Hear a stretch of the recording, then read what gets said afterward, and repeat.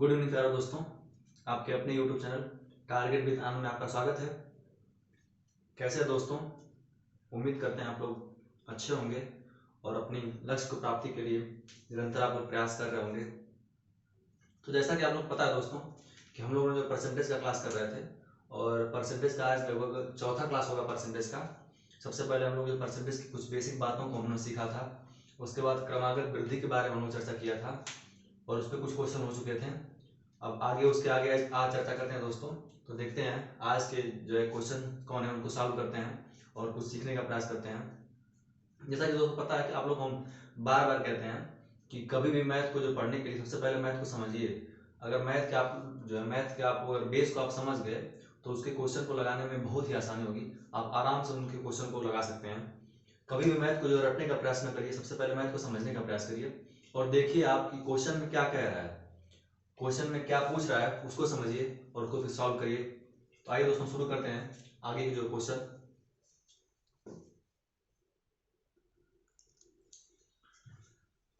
आइए दोस्तों शुरू करते हैं आज का क्वेश्चन। सबसे पहले हम जो है इसके पहले के जो टॉपिक बताए हैं उसको थोड़ा सा आपको रिवीजन करा देते हैं, उसको सीखिएगा।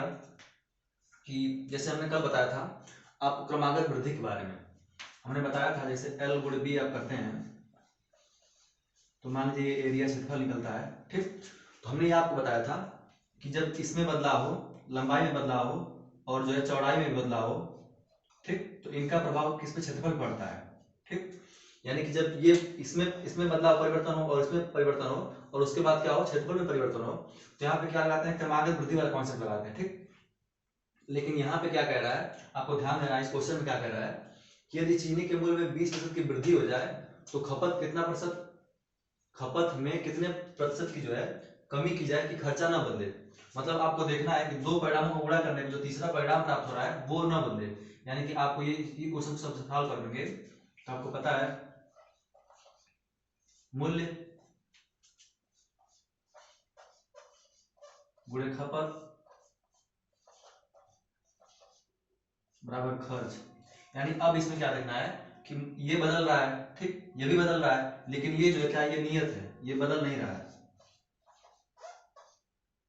ये नियत है। मतलब इसमें परिवर्तन होगा, यानी कि इसमें जब वृद्धि होगी तो इसमें कमी करेंगे तभी ये क्या होगा, ये नियत रहेगा। या फिर अगर इसमें मूल्य में आप कमी कर रहे हैं और खपत में जब वृद्धि कर रहे हैं तभी तो ये खर्च जो है कम रहेगा, खर्च जो है नियत रहेगा, ठीक, ये कांस्टेंट रहेगा खर्च। तो इस तरह के जब क्वेश्चन आ रहा है तो उसको कैसे सॉल्व करेंगे इसको देखते हैं दोस्तों। तो जैसे इस क्वेश्चन को देखते हैं, क्या कह रहा है कि चीनी के मूल्य में क्या कह रहा है, 20% की जो है वृद्धि हो तो खपत में कितने प्रतिशत की कमी की जाए कि खर्चा ना बदले। यानी कि चीनी के मूल्य में कितना आ रहा है, 20% की वृद्धि, ठीक। तो मान लीजिए चीनी का मूल्य क्या था, 100 था और फिर क्या कर रहा है, इसमें 20% की वृद्धि हो रही है तो कितना हो गया, 120 हो गया, ठीक। अब कह रहा है कि इसमें खर्च ना बदले तो क्या करना है, खपत में कमी करना है। दोस्तों इस तरह के क्वेश्चन को सॉल्व करने के लिए आपको क्या करना है कि ये 100 से क्या हुआ, 120 हुआ है, ठीक। अब 120 में हम अगर 20 की कमी करेंगे तभी तो 100 आएगा। अगर 120 में 20 की कमी कर देंगे तो क्या आ जाएगा, 100 आ जाएगा। तो ये 20 की हम कमी कर दिए और किसके सापेक्ष करना है ये देखना दोस्तों, 120 के सापेक्ष करना, ठीक। तो बटा में 120 और गुणे 100।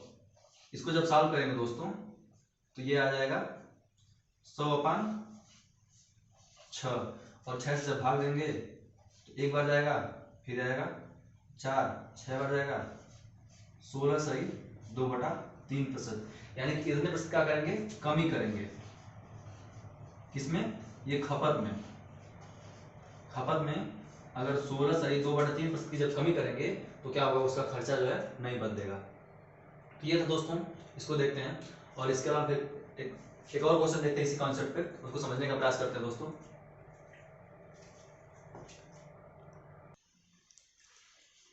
अब इस क्वेश्चन में दिया दोस्तों, क्या कह रहा है कि चीनी के मूल्य में 10% की कमी होने पर खर्च में कितने प्रतिशत की वृद्धि की जाए कि खर्चा न परिवर्तित हो। यहाँ खपत होगा दोस्तों,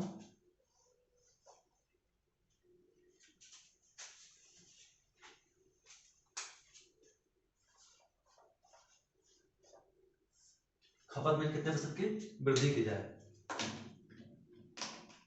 अब देखिए दोस्तों इस क्वेश्चन को क्या कह रहा है कि मूल्य में क्या हो रहा है, 10% की कमी हो रही है। ठीक, तो ये आपको ध्यान देना दोस्तों कि जब एक में वृद्धि होगी, जैसे मूल्य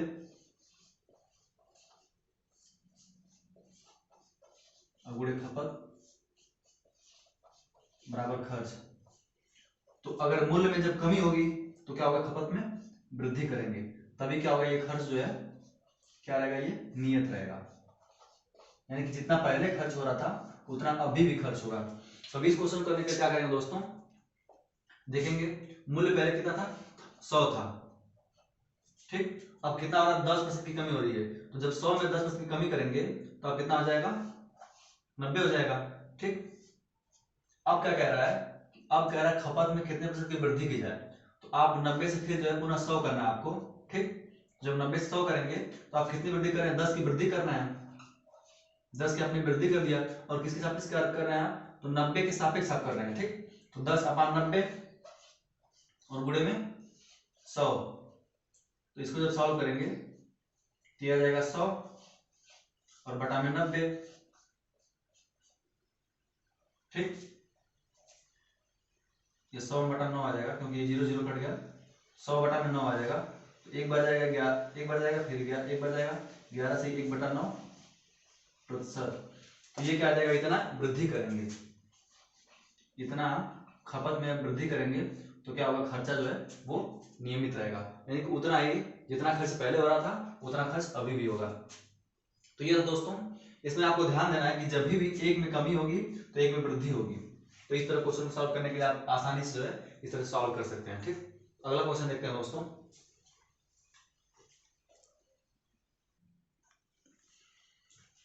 एक और क्वेश्चन देखते हैं दोस्तों, इसमें क्या कह रहा है, कह रहा है कि चीनी के मूल्य में 20% की कमी होने पर खपत में कितने प्रतिशत की वृद्धि की जाए कि खर्चा न परिवर्तित हो। अब दोस्तों आप लोग समझ चुके होंगे कि इसमें क्या करना है, कि बस ये कह रहा है कि चीनी के मूल्य में कितना हो रहा है, 20% की कमी हो रही है। ठीक, आपको कुछ नहीं करना है, क्योंकि 100 है और 20 की जब कमी करेंगे तो अब 100 में से 20 कमी कितना करेंगे, तो ये 80 आ जाएगा। ठीक, अब ध्यान कर देना दोस्तों कि अब जो है कह रहा है कि खपत में कितने प्रतिशत कमी की जाए। ठीक, तो अब इसको जो है पहले 100 से आप क्या किए थे, 20 कम किए तो 80 आ गया। अब 20 की वृद्धि करेंगे, जब 20 की वृद्धि करेंगे तो जो है क्या हो जाएगा, वो खर्चा नहीं बदलेगा। ठीक, तो जब 20 की वृद्धि करें तो अब ये 20 हो गया, और किसके सापेक्ष आपने वृद्धि की, 80 के सापेक्ष आपने वृद्धि की, तो 20/80 और गुणे में 100, इसको सॉल्व कर देंगे तो ये आ जाएगा, ये आ जाएगा 4, तो 100/4, 100/4 करेंगे तो अब कितना आ जाएगा, 25% की वृद्धि। तो इस तरह के क्वेश्चन को दोस्तों करने के लिए बहुत ही आसानी से आप आराम से जो है, आप देख रहे हैं कि इस क्वेश्चन करने के लिए आप 20 सेकंड में या आराम से क्वेश्चन आपको कर सकते हैं। तो अगला क्वेश्चन देखते हैं दोस्तों।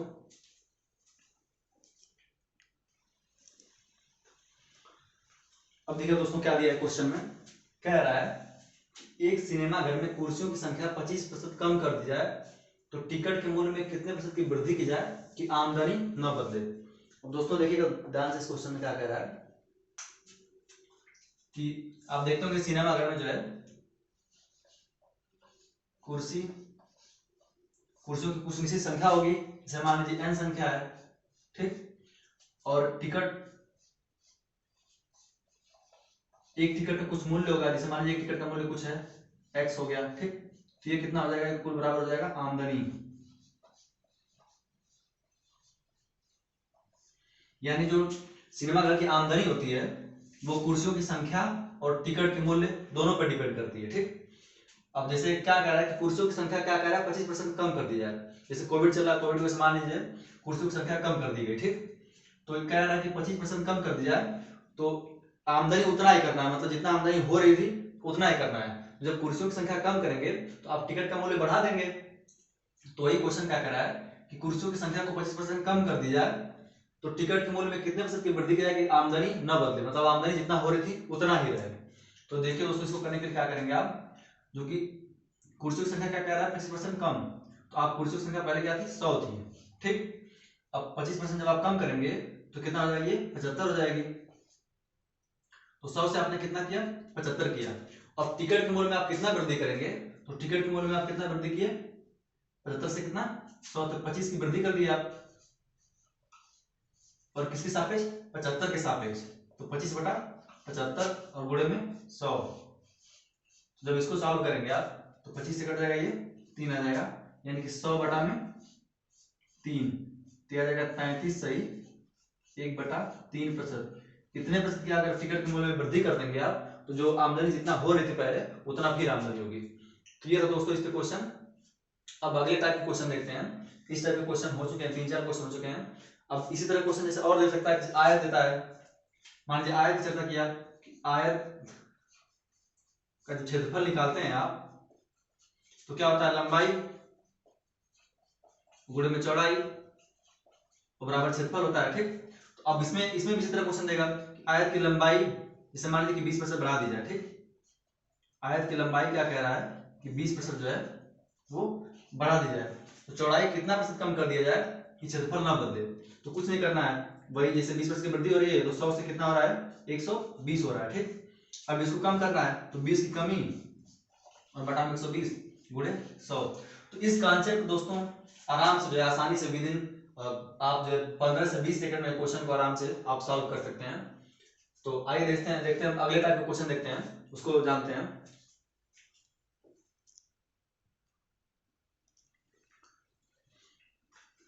अगला क्वेश्चन देखते हैं दोस्तों, क्या कह रहा है इसमें, देखिएगा ध्यान से। कह रहा है एक छात्र को परीक्षा में उत्तीर्ण होने के लिए 36% अंक प्राप्त करने थे, उसने परीक्षा में 24% अंक प्राप्त किए और 90 अंक से वह अनुत्तीर्ण हो गया, तो परीक्षा का पूर्णांक ज्ञात करना है। अब देखिए दोस्तों क्या कह रहा है, परीक्षा में जो कि आप जानते हैं कुल क्या होते हैं, 100% अंक होते हैं, कुल 100% अंक होते हैं। और कह रहा है पास होने के लिए वो कितना पाया, पास होने के लिए कितना है, 36% अंक अगर वो प्राप्त कर लेगा, यानी कि अगर 100 मानेंगे, अगर 100 में से अगर 36 अंक वो प्राप्त कर लेता है तो वो पास हो जाता है। ठीक, लेकिन क्या कह रहा है इस क्वेश्चन में, क्या कह रहा है कि उसने परीक्षा में 24% अंक प्राप्त किए, यानी कि 100% में से वो 24% अंक प्राप्त करता है, और क्या कह रहा था कि 90 अंक से वह अनुत्तीर्ण हो जाता है। ठीक, तो आप ध्यान से देखेंगे, अगर वह 36% अंक प्राप्त करता, अगर वह 36% अंक प्राप्त कर लेता वो क्या होता, पास होता। ठीक, लेकिन उसने क्या प्राप्त किया, 24% अंक प्राप्त किया। ठीक, 24% अंक प्राप्त किया, और क्या कह रहा है कि 90 अंक से वह अनुत्तीर्ण हो गया, मतलब अगर 90 अंक और वो प्राप्त कर लेता, 90 अंक, तो क्या होता, वो पास हो जाता। ठीक, तो अब इसको सॉल्व करेंगे आप तो 36% में से ये 24% माइनस कर देंगे तो बराबर क्या हो जाएगा, ये 90 हो जाएगा। ठीक, अब यहां से निकालेंगे तो क्या आ जाएगा, 12%, तो 12% बराबर क्या हो जाएगा, 90। तो जब 1% निकालेंगे तो क्या आ जाएगा, 90/12। ठीक, और परीक्षा का पूर्णांक कितना, कुल 100%। ठीक, तो जब 100% आप निकालेंगे तो 90/12 और गुणे में 100। ठीक, तो अब इसको सॉल्व करेंगे आप तो आ जाएगा यहाँ पे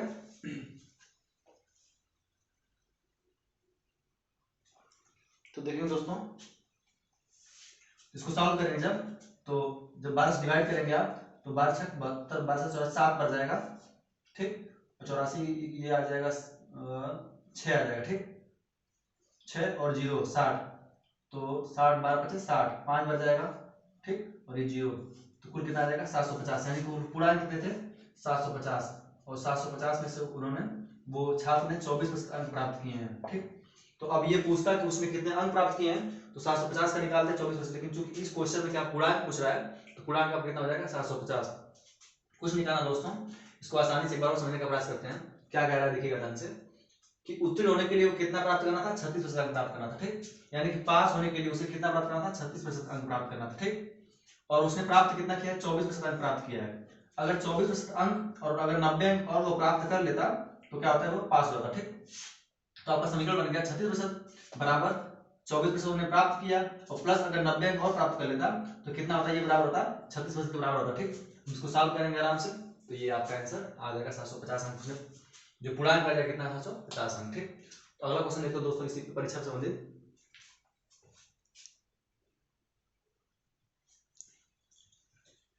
अगला क्वेश्चन देखो दोस्तों क्या कह रहा है इसमें, देखिए ध्यान से। कह रहा है एक परीक्षा में एक छात्र ने 30% अंक प्राप्त किए और वह 45 अंक से क्या हो गया, अनुत्तीर्ण हो गया। ठीक, फिर क्या कह रहा है, दूसरे छात्र ने 42% अंक प्राप्त किए जो कि न्यूनतम अंक से क्या था, 45 अधिक था। तो पूर्णांक बताना है और उत्तीर्ण होने के लिए आवश्यक जो है न्यूनतम अंक बताना है। दो चीज बताना है इसमें, पूर्णांक बताना है और उत्तीर्ण होने के लिए न्यूनतम आवश्यक अंक बताना, दोनों चीज बताना है। तो ध्यान से देखिए दोस्तों, क्या इसको कैसे सॉल्व करेंगे। कह रहा है कि एक छात्र ने 30% अंक प्राप्त किए। ठीक, तो एक छात्र ने कितना प्रतिशत अंक प्राप्त किया, 30% जो है पहला छात्र जो है, जो पहला छात्र है वो क्या कि 30% अंक प्राप्त किया और वह कितना हो गया, वो 45 अंक से क्या हो गया, अनुत्तीर्ण हो गया। मतलब 30% और अगर 45 अंक और वो प्राप्त करता तो क्या हो जाता, वो उत्तीर्ण हो जाता। ठीक, पहला चीज।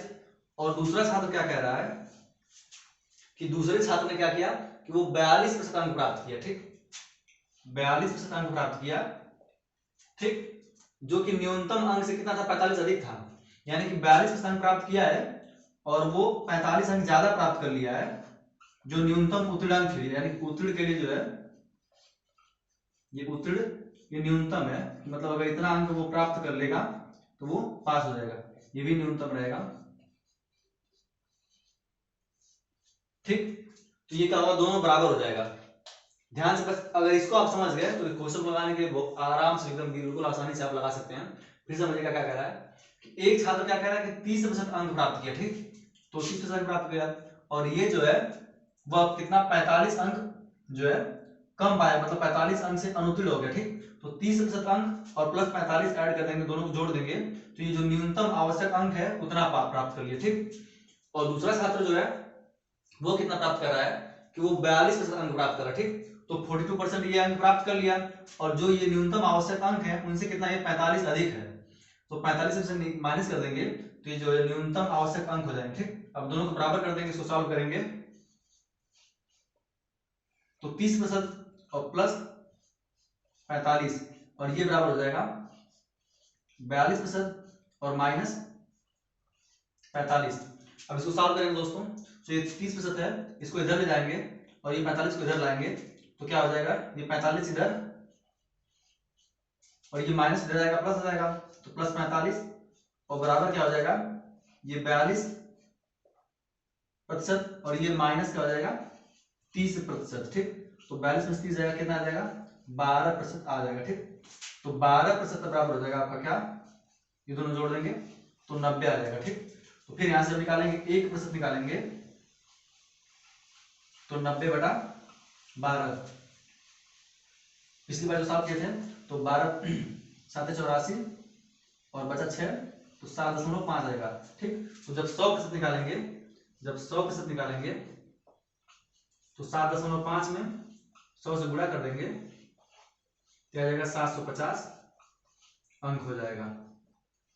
तो ये क्या हो जाएगा, पूर्णांक हो जाएगा। ठीक, अब न्यूनतम आवश्यक अंक, तो पहला क्वेश्चन का आंसर निकल गया कि पहला कितना हो जाएगा, 750, ये पूर्णांक हो गया। ठीक,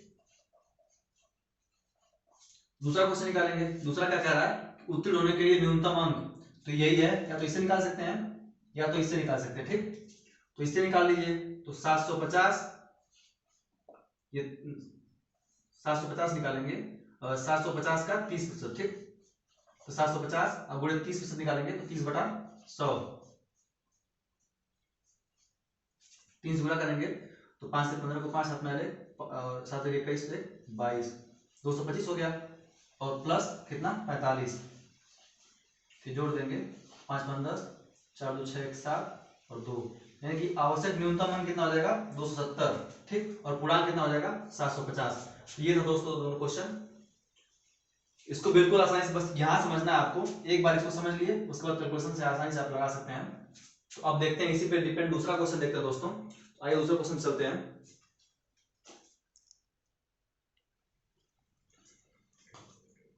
देखते हैं दोस्तों अगला क्वेश्चन, जो चुनाव संबंधित क्वेश्चन है उसको देखते हैं। क्या कह रहा है कि एक चुनाव में हारने वाले उम्मीदवार ने 41% मत प्राप्त किए और वह 5580 मतों से पराजित हो गया, तो कुल मतों की संख्या बतानी है। सबसे पहले दोस्तों ध्यान देना है कि जो चुनाव होता है,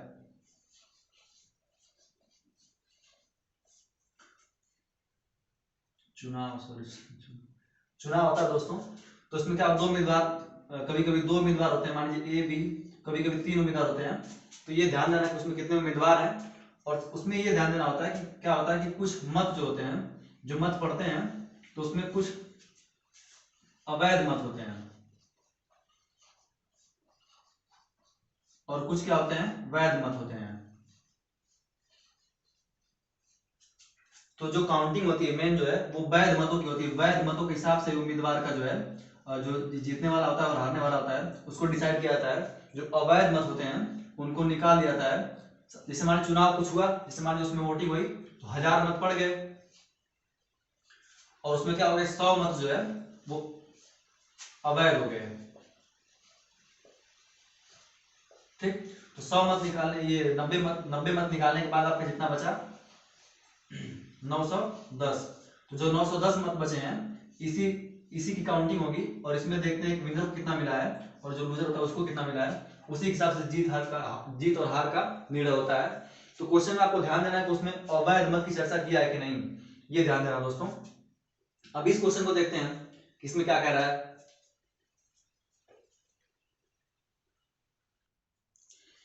अब इसमें क्या कह रहा है ध्यान दीजिएगा, इसमें एक चुनाव में कहीं भी, इसमें इस क्वेश्चन में कहीं भी अवैध मत की चर्चा नहीं किया। ठीक, तो इसमें चूंकि दो उम्मीदवार हैं, ठीक, तो जब दो उम्मीदवार हैं तो कुल कितना हो जाएगा, 100% मत।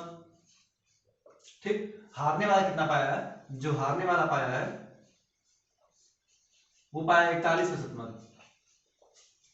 तो जीतने वाला कितना पाएगा, तो जब जीतने वाले को निकालेंगे तो 100 में से निकाल देंगे, 100 में से माइनस कर देंगे 41%।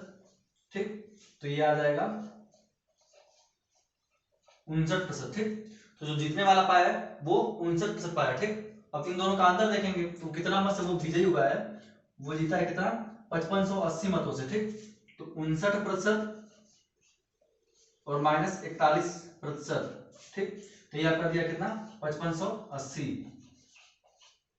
यानी कि जो जीतने वाला है वो 59% मत पाया है और हारने वाला कितना पाया है, 41%। ठीक, तो इन दोनों का अंतर कितना है, वो 5580, क्योंकि दिया कि 5580 मतों से वो हार जाता है। ठीक, तो इसको जब निकालेंगे तो यहाँ आ जाएगा 8 और ये 18%। तो 18% बराबर दिया है आपका क्या, 5580। ठीक, तो इसको सॉल्व करेंगे दोस्तों। तो देखिए दोस्तों, अब क्या दिया कि 18 जो प्रतिशत है बराबर दिया का 5580। तो जब आप 1% का मान निकालेंगे तो 5580/18, इधर सॉल्व करते हैं। 5580/18 ये क्या आ जाएगा, 1% का मान आ जाएगा। अब इसको सॉल्व करते हैं दोस्तों। तो ये 18 54 3 बार जाएगा, 54 एक बचेगा यहाँ से, और 18 तो 310 आ जाएगा 1%। तो कुल मत कितना हो जाएंगे, 100%। तो 100% बराबर हो जाएगा, तो 310 और गुणे 100 कर देंगे तो आ जाएगा 31,000 मत हो जाएंगे। तो कुल मत कितने पड़े थे, 31,000 मत पड़े थे। तो इसमें पूछा था कुल मतों की संख्या, तो मतों की संख्या निकल जाएगी कुल कितना, 31,000 मत। तो अब चुनाव संबंधित दूसरा क्वेश्चन देखते हैं।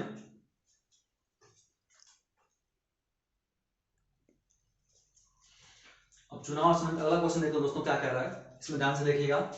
जिसे कह रहा है कि एक चुनाव में एक उम्मीदवार ने कुल वैध मतों के 55% अंक प्राप्त किए तथा 20% मत क्या है, अवैध घोषित कर दिए गए। अभी हमने बताया दोस्तों, जैसे जो मत जब पड़ता है तो उसमें ये होता है कि कभी कभी क्या होता है कि कुछ मत जो है अवैध घोषित कर दिए जाते हैं। ठीक, और जब मतों की गणना होती है विजेता के लिए चाहे हारने वालों के लिए, तो जो वैध मत होते हैं उसी के हिसाब से गणना करते हैं। अब चूंकि आपको पता है कि कुल क्या है, 100% मत है, और इसमें क्या होगा कि 20% मत जो है वो क्या हो गए, अवैध हो गए।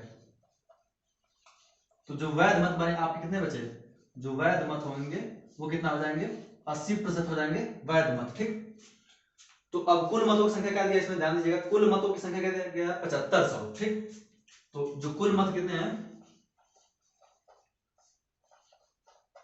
कुल मत आपका दिया है 7500। ठीक, अब जब वैध मत निकालेंगे, जब वैध मत निकालेंगे तो इनका जो है क्योंकि 20% अवैध हो गए, तो जो 75% मत हो जाएंगे फिर वो क्या हो जाएंगे, सॉरी 80% जो मत हो जाएंगे वो वैध मत, यानी कि वैध मत हो जाएंगे। ठीक, अब जब इसको सॉल्व करेंगे तो ये 0, 8 5 40 को 0, हाथ में 4 और 8 8 7 56 और 56 यहाँ से कितना आएगा 4 तो 60, यानी कि 6000 जो मत हो जाएंगे वो क्या हो जाएंगे आपके वैध मत हो जाएंगे। ठीक, तो 6000 वैध मत हो गए। अब इसमें पूछा क्या है, तो दूसरे उम्मीदवार को कितने मत मिले। अब चूंकि जो वैध मत हैं, यहाँ ध्यान दीजिएगा कि जो कुल वैध मतों के 55% अंक, एक जो उम्मीदवार है उसने क्या कि जो वैध मत है उनके 55% अंक प्राप्त किया। ठीक, तो पहला जो उम्मीदवार है वो 55% अंक प्राप्त कर रहा है। ठीक, वैध मत का, यहाँ ये ध्यान देना है कि ये जो प्राप्त किया है कुल वैध मत का 55% अंक प्राप्त कर रहा है। ठीक, तो जब ये वैध मत का 55% अंक प्राप्त कर रहा है तो जो दूसरा उम्मीदवार कितना प्राप्त करेगा, इसका 45% प्राप्त करेगा, 45% वैध मत का, और इसी को निकालना है कि जो दूसरे उम्मीदवार को कितने मत मिले।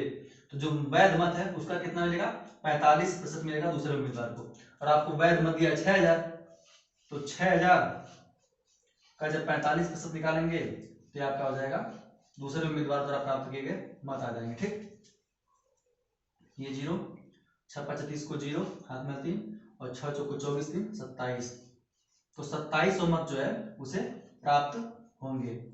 तो ये उम्मीदवार हार जाएगा और दूसरा उम्मीदवार जो है 55% प्राप्त करेगा, यही विजेता होगा। लेकिन अब क्वेश्चन में क्या पूछा है उसको ध्यान देना। अगर इसको पूछता तो यहाँ भी निकाल सकते हैं, कितने मत से वो जीता तो ये भी निकाल सकते हैं। अगर इन दोनों में 10% इसका अंतर आता, ठीक, तो 310% में अगर ये निकालेंगे आप तो इनका अंतर निकालेंगे तो ये क्या आ जाएगा 10% आ जाएगा। ठीक, और 6000 है तो जब 6000 का 10% निकालेंगे तो क्या आ जाएगा 600, यानी कि 600 मत से वो हारेगा। लेकिन यहाँ पे क्वेश्चन में देखना क्या पूछ रहा है, क्योंकि यहाँ बस यही पूछा है कि दूसरे उम्मीदवार को कितने मत प्राप्त मिले, कितने मत प्राप्त हुए, तो बस यहाँ 2700 मत हो जाएंगे। अगर पूछता कितने मत से हारता है वो, चाहे कितने मत से वो जीतता है, तो 600 मत होता। ये पहला आंसर हो गया आपका। अगर पूछता कितने मत से वो विजयी होता है तो दूसरा आंसर हो गया। और पूछता कि जो उम्मीदवार जो विजेता है उसको कितना अंक प्राप्त हुए, चाहे कितना मत प्राप्त हुए, तो वो इसके 2700 प्राप्त हुए हैं, उसमें 600 जोड़ देते तो उसको मिलते कितने 3300 मत। ठीक, तो अब देखिए यहाँ पे क्या मिल गया आपका कि जो विजेता है उसको 3300 मिला, जो लूजर है जो हारता है उसको 2700 मिला, और अंतर कितना हो जाएगा 600। ठीक, इन दोनों को जब जोड़ेंगे तो ये 6000 के बराबर आ जाएगा, और जो 20% मत खराब हुए हैं तो उनको जोड़ेंगे तो कुल मिलाकर आपको 7500 मत आ जाएंगे। लेकिन चूंकि यहाँ जो पूछ रहा है उसी को ध्यान देना है, बस पूछा है कितने मत मिले तो यहीं पे आपका आंसर टिक कर देंगे। ठीक, तो ये था दोस्तों चुनाव समिति ये क्वेश्चन। अब आगे देखते हैं।